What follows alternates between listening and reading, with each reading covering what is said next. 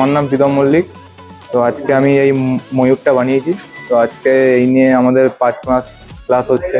তো আজকে ওয়ার্কশপ ক্লাসে এটা আমার বানিয়ে খুব ভালো লাগছে। হাই, আমি বিদিতা দাস। আজ পেপার কোলাজের ক্লাসে আমি এটা বানিয়েছি। হাই, আমি সৌমিতা মণ্ডল।